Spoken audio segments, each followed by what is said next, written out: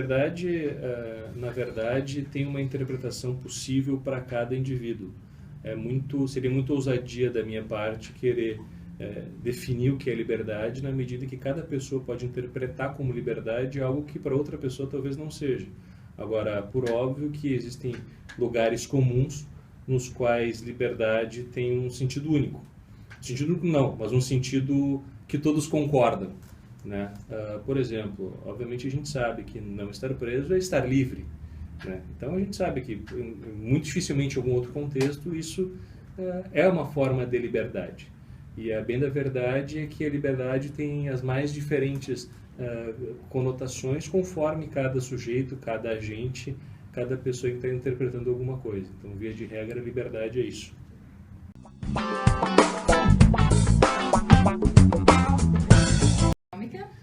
Dentro daquela concepção inicial de que liberdade tem as mais diferentes conotações e percepções conforme cada pessoa, a liberdade econômica, então, tu vai conceituar e conceber a liberdade no ambiente da economia. Na minha interpretação, liberdade econômica é aquele sistema econômico, aquele ambiente econômico no qual os agentes têm total liberdade para atuar. E eu quero dizer, total liberdade para empreender sem regulações e empecilhos e desafios tão intensos, tem liberdade para transacionar entre diferentes pessoas, tem liberdade para questionar diferentes práticas de outros agentes que também agem em liberdade, assim como aqueles agentes que consomem nesse ambiente de mercado também têm liberdade total de escolher o que eles preferem consumir, não estão sujeitos, por exemplo, a ambientes, monopólios construídos em parceria com uma ação estatal, ou seja, uma troca de favores, uma relação de compadrio de empresários com agentes públicos que é totalmente maléfico e prejudicial para o sistema econômico, ou seja, onde todos têm uma total liberdade, tanto para empreender, para transacionar, inclusive para comprar e adquirir aquilo que eles bem entenderem. Em resumo, eu entendo que liberdade econômica é isso, é um ambiente totalmente livre. Por mais que possa parecer redundante, é um ambiente no qual as pessoas possam, de fato, interagir como elas pretendam interagir, sabendo que liberdade sempre tem um limite na responsabilidade. Se fizerem algo equivocado, algo errado, devem ser responsabilizados por isso.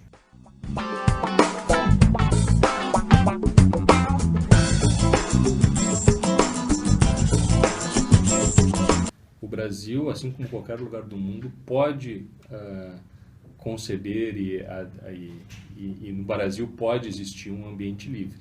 E a gente sabe, a gente defende que aqueles locais nos quais se tem mais liberdade, o progresso é muito maior, os benefícios para a população é muito mais expressivo.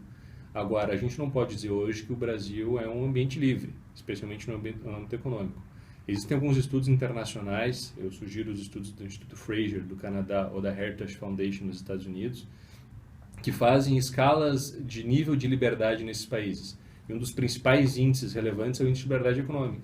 E a gente sabe que, infelizmente, o Brasil tem cada vez caído mais nesses índices de liberdade, o que comprovam por metodologias, por critérios e estudos empíricos bastante robustos e bastante respeitados na comunidade científica internacional, de que no Brasil não se tem um ambiente livre. Não seria só uma ousadia, seria um equívoco dizer que o Brasil é livre. Claro, comparado com alguns outros lugares como Venezuela e Cuba, o Brasil é um paraíso de liberdade. Agora, comparado com aqueles países que eu gostaria que o Brasil fosse, o Brasil não é nada livre.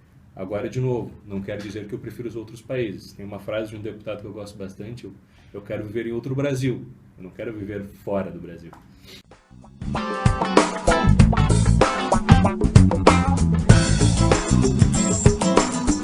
O Brasil, eu não vou entrar na discussão de quem disse essa frase, mas reputam-se a diferentes autores, mas diziam desde a década de 60, 70 mais ou menos, que o Brasil é uma potência emergente e sempre será. Ou seja, o Brasil nunca conseguirá de fato evoluir.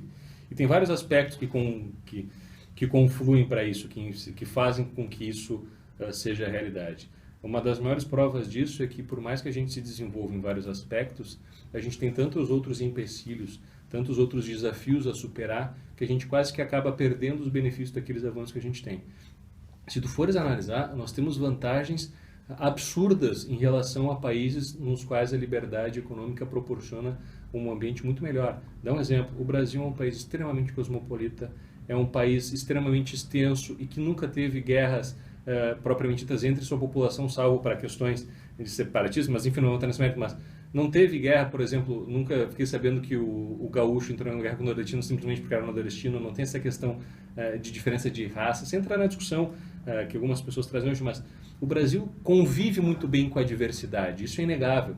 Por mais que algumas pessoas queiram dizer o contrário, não. Se tu for comparar, o Brasil convive muito bem com a diversidade e é da natureza do brasileiro, daquele brasileiro que compreende isso, que foi concebido de uma mistura de raças de africanos, de índios, de europeus, de países dos mais variados lugares do mundo. O Brasil cresceu com essa diversidade e convive bem com ela. Diferente de outros países, que eu não preciso nem mencionar, tanto no Oriente Médio, por exemplo, até alguns lugares da África, nos quais existem tribos e grupos extremamente rivais que sequer se admite o cumprimento entre um e outro. O Brasil não tem isso. O Brasil tem recursos naturais abundantes, preciosíssimos, que são mal explorados, alguns deles inclusive por um impedimento de liberar o mercado para que outras empresas ou outras iniciativas o explorem, e portanto acaba prejudicando muito esse desenvolvimento, não explora da maneira adequada. O Brasil tem uma questão muito forte de localização geográfica, super favorecido, a questão de clima influencia muito positivamente a parte da agricultura, nós não temos desastres naturais em grande escala, claro, salvo exceções isoladas de pequenos tornados, de enchentes, enfim, via de regra nós não estamos tão expostos a acidentes, a variações climáticas tão densas no ponto de vista de prejudicar uma atividade econômica. Enfim, a gente tem tantos pontos positivos que não consegue aproveitar. Por quê? Porque se restringe a atividade, se impõe desafios, não se permite que as pessoas ajam da forma mais tranquila em razão de exigências regulatórias. Um exemplo básico, para abrir no Brasil, tu precisa quantos dias? Para abrir uma empresa no Brasil, eu esqueci da palavra empresa, para declarar tributos. O problema no Brasil não é só a quantidade de tributos que se paga, é a complexidade para se pagar os tributos. A carga tributária no Brasil é altíssima, ponto. A contrapartida que nós recebemos por esses tributos é quase zero, é horrível, isso é muito prejudicial. Mas não bastasse isso, que não é um problema só nosso, algo que é muito próprio do brasileiro é a complexidade do sistema tributário. Então, como é que tu queres aproveitar essa diversidade, esses diferentes recursos naturais, toda essa questão que favorece o local do Brasil, sendo que tu vai demorar 2.600 horas no ano simplesmente para declarar tributo, ou seja, simplesmente para dizer o quanto tu deve. Não faz sentido. Então, a gente não consegue aproveitar os nossos pontos positivos e, portanto, eu acredito que a gente vai continuar sendo sempre um país emergente, salvo que a gente tenha reformas liberalizantes e amparadas, de fato, na liberdade para conseguir mudar esse cenário. Mas não é num curto prazo de tempo, infelizmente.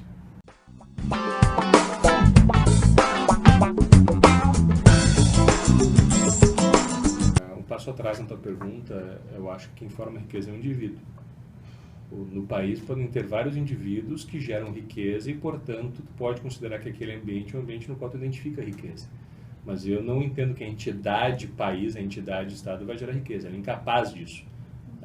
Quem gera riqueza mesmo é o indivíduo. A pessoa que trabalha, que acorda cedo, que acorda tarde, que faz um trabalho que vai gerar valor para um terceiro, essa pessoa sim é que está gerando riqueza para ela. Essa pessoa que está fazendo a máquina girar. Então, o que é preciso para um país gerar riqueza, basicamente seria essa a tua pergunta, é deixar que os indivíduos tenham liberdade para gerar sua própria riqueza. A consequência lógica disso vai ser de que cada um consiga gerar cada vez mais e favorecer a todos por tabela, porque na medida em que alguém gera riqueza e tem melhores possibilidades, o impacto multiplicador disso é fantástico.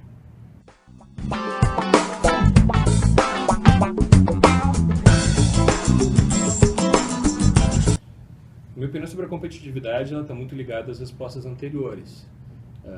Para tu ter de fato uma competitividade saudável, que a concorrência eu acho que é um mecanismo extremamente saudável de mercado, dá um exemplo básico. Compara com o futebol. Por que Grêmio e Inter são times que hoje, dia 7 de junho, o Inter, infelizmente, para mim, está em primeiro lugar e o Grêmio está em terceiro lugar? Existe aquela famosa história da gongorra, por exemplo. Um está bem e o outro... Por quê? Um melhora porque o outro está indo bem. Essa concorrência saudável, por mais que às vezes, claro, sempre tem alguns desvios do ponto de vista do futebol, não quero replicar isso para o âmbito econômico, a concorrência é saudável. Ser melhor que o seu concorrente, além de trazer uma satisfação muito grande para si próprio, vai beneficiar em muito o teu cliente. Colocando isso em escala geométrica, tu vai acabar beneficiando todas as outras pessoas. Porque o fato de tu ser melhor que o outro por oferecer um produto melhor e ter mais espaço de mercado e ter maiores ganhos, tu vai gerar um produto melhor, mais barato, que vai beneficiar todo mundo. Então, a questão da competitividade é justamente essa. Tu ter um ambiente efetivamente competitivo pressupõe um ambiente de liberdade. Um ambiente no qual as empresas tenham tranquilidade e possibilidade de agir dessa forma. Agora, no Brasil, onde tu tem uma relação muito próxima entre políticos que dão favores, não estou dizendo só para grandes empresas, mas para todo e qualquer tipo de agente, parentes, pequenos empresários, grandes empresários, o que quer que seja, eu acho que o empresário grande não tem problema nenhum com ele, desde que ele seja correto dentro de suas atividades. É aquilo, liberdade com responsabilidade. Agora, se tu vai pedir favores que te favoreçam, ou favoreçam um determinado setor em prejuízo de outros, tu não tem como ter uma competitividade no ambiente desse. É uma interferência, uma intervenção na lógica de mercado que é muito prejudicial e já vem se mostrando muito prejudicial, como a gente vê exemplos em vários lugares do mundo. Se percebe que quando tu não tem esse tipo de influência, quando tu de fato tem um mercado que não é regulado, que não tem reserva de mercado para uma determinada empresa estatal, quando tu de fato permite que as pessoas empreendam aquilo que elas acham melhor, a consequência natural disso é de que o mercado vai melhorar para todo mundo. E nesse ambiente que é melhor para todo mundo, é melhor para se competir. Então, a competitividade do Brasil, em alguns pontos, é bom naqueles nichos, digamos assim, nos quais é possível competir de forma adequada, mas em outros não. Prova disso é que no Brasil, agora, especialmente com a situação econômica que a gente está vivendo, a informalidade voltou a crescer. E perceba como a informalidade é uma coisa boa nesse sentido. Porque eu, sinceramente, prefiro contribuir com uma pessoa que está fazendo uma coisa que eu acho que é boa e está vendendo na rua para conseguir se sustentar, do que ter que forçar a pagar mais caro por uma coisa pior, por uma pessoa que está cumprindo com o regulamento, mas tem um favor de conseguir, tu entendeste? Talvez não seja um exemplo dos melhores, mas a questão é, competitividade é boa, mas no Brasil atualmente ela está muito prejudicada em razão desse excesso de intervenção.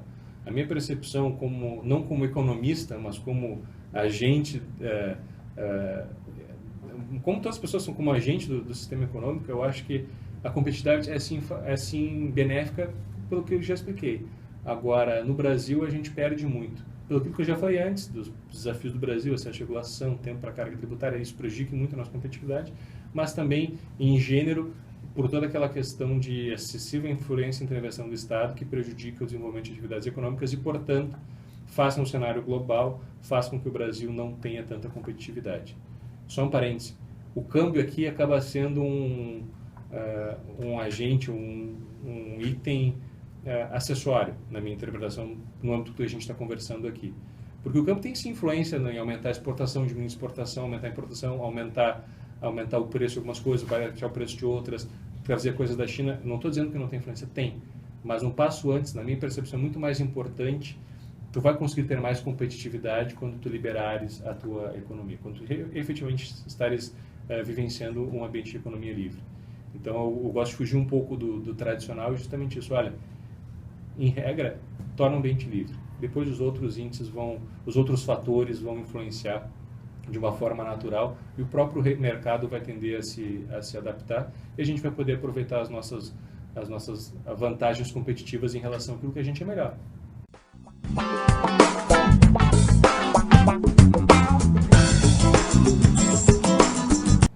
A exceção da reforma trabalhista, que inclui reforma previdenciária por tabela e reforma tributária, que são questões estruturantes e que são essenciais e fundamentais para nós conseguirmos proporcionar um ambiente favorável aos negócios, todas as outras são formas de liberdade. Liberdade de expressão, liberdade de vir, liberdade de negociar. Então, além dessas reformas estruturantes, com certeza, para conseguir ter uma empresa de sucesso, tu precisa de liberdade. E quando eu falo de liberdade, como eu disse lá no início, liberdade em gênero. Liberdade de ir e vir, liberdade de mercancia, liberdade de expressão limitada à responsabilidade de novo. Então, assim, tu ter liberdade em gênero vai favorecer muito. A questão da reforma trabalhista, previdenciária, tributária, são fatores necessários agora porque o peso dessa legislação influencia muito nos negócios. Agora, somado a isso, para que tu consiga ter sucesso, tu vai precisar, de fato, ser livre. Ou seja, para fazer diferença, tu precisa ser livre. Precisa estar num ambiente que te permita ser livre. Essa é a questão, coisa que nós não temos hoje.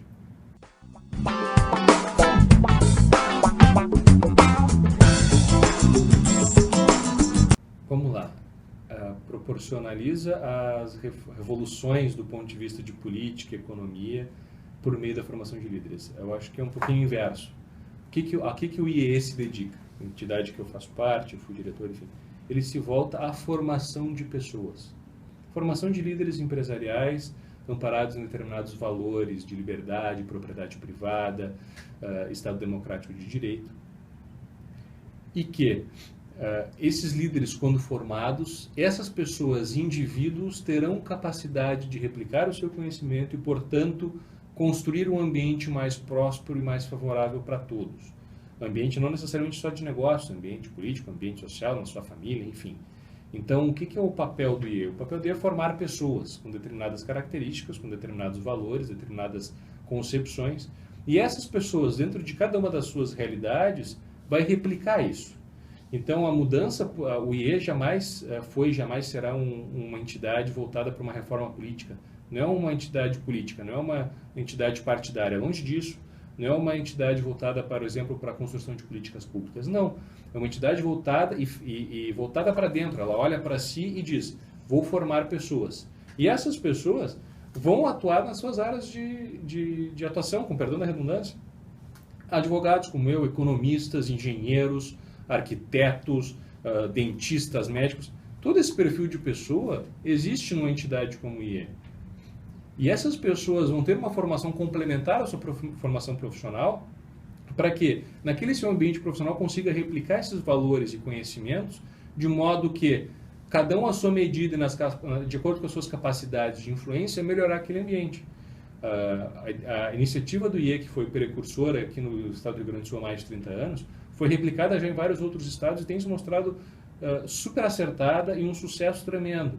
Agora, não se tem a pretensão de mudar a política e de mudar o ambiente econômico como instituição. Não, a questão é mudar as pessoas, mudar os indivíduos que naturalmente vão começar a fazer essa mudança. Quer seja atuando nas suas empresas, em entidades de classe, em outras entidades, enfim.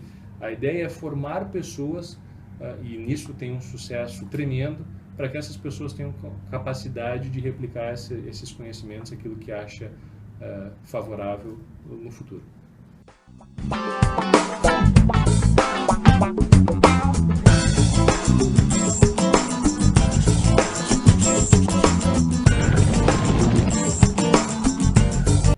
Seria um pouco estranho, é estranho a gente avaliar o nosso próprio trabalho, né?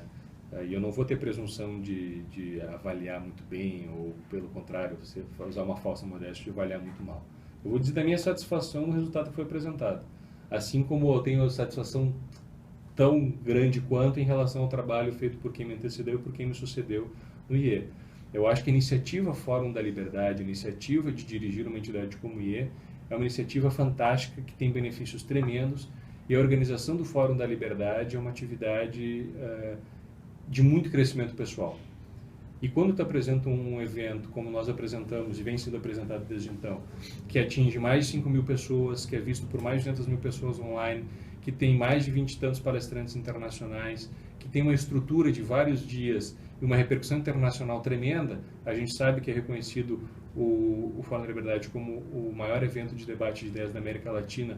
Alguns palestrantes internacionais dizem que é o maior do mundo. Eu não tenho essa presunção porque eu conheço eventos nos Estados Unidos, basicamente, que são também muito grandes, têm uma estrutura diferente, mas enfim.